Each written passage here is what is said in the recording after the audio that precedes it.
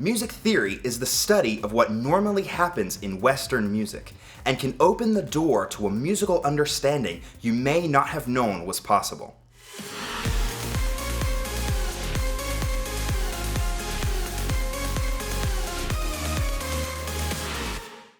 Before we discuss the theory behind reading and listening to music, we first have to know a little bit of general knowledge about sound. Sound is a pressure wave traveling through the air that is created by a vibration. How fast the vibration determines how high or low the pitch. A lower pitch is determined by a lower number of hertz. Hertz is a type of measurement used to calculate cycles or vibrations per second. The larger the number of cycles per second, the higher the pitch. For instance, 5,000 hertz or cycles per second would indicate a high pitch, and 50 hertz or cycles per second would indicate a low pitch. There are a few terms that we want to know. We've already defined sound as a pressure wave moving through the air that is created by a vibration, and pitch as the amount of vibrations per second. Rhythm is the relationship between sound and time. The staff is a collection of 5 horizontal parallel lines that serve as a reference for pitch and rhythm. The bar lines are vertical lines found along the staff and are used to separate measures. Measures would then be defined as the space in between the bar lines. At the beginning of the staff, there will be a symbol known as the clef. The two most common types of clefs are the treble clef and the bass clef.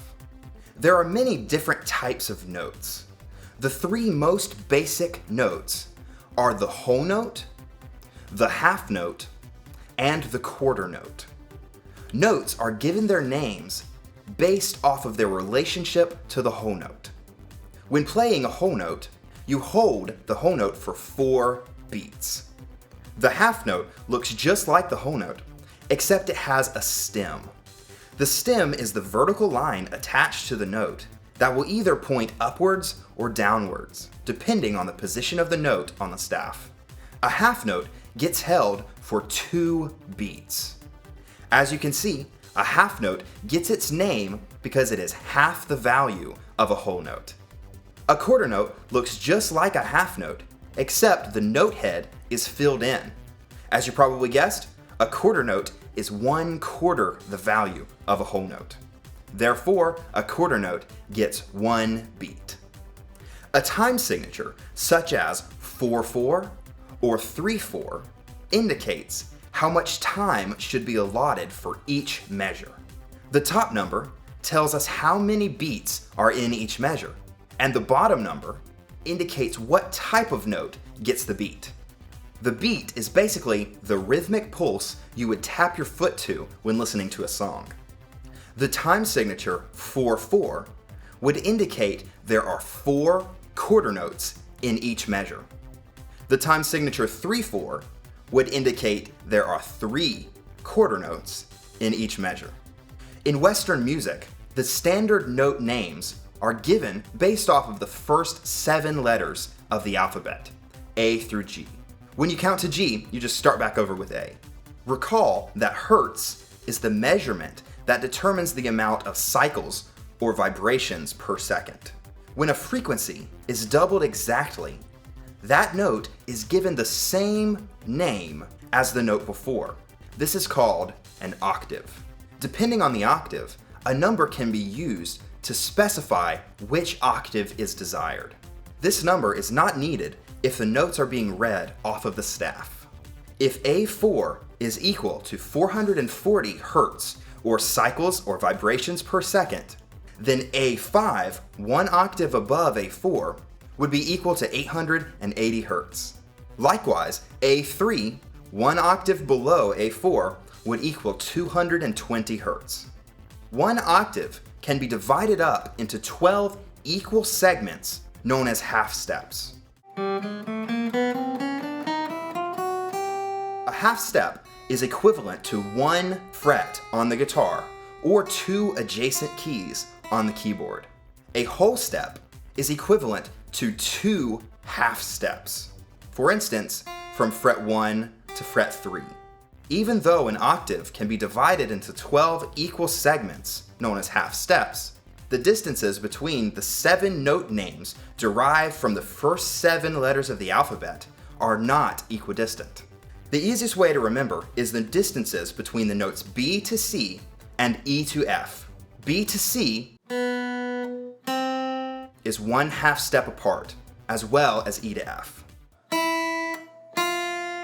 All the other note relationships are 1 whole step apart. A to B, C to D, D to E, F to G, and G to A.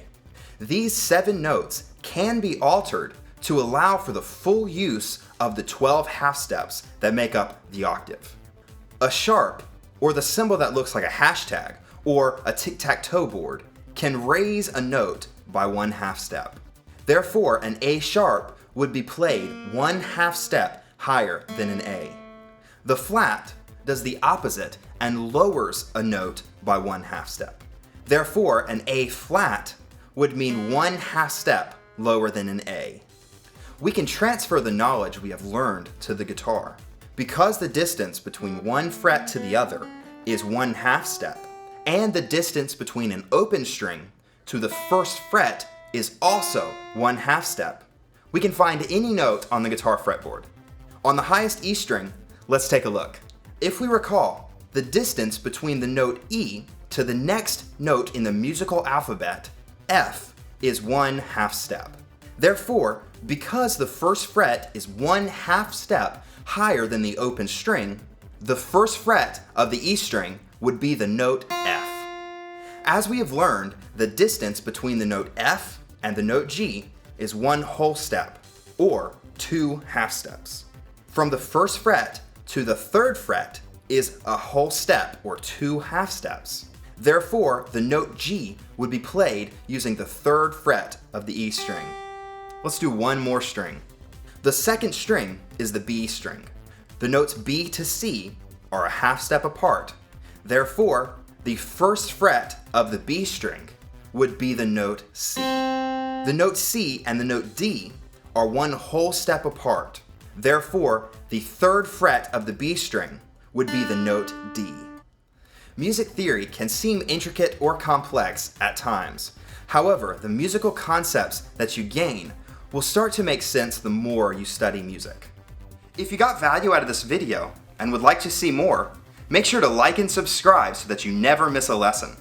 As always, keep playing and God bless.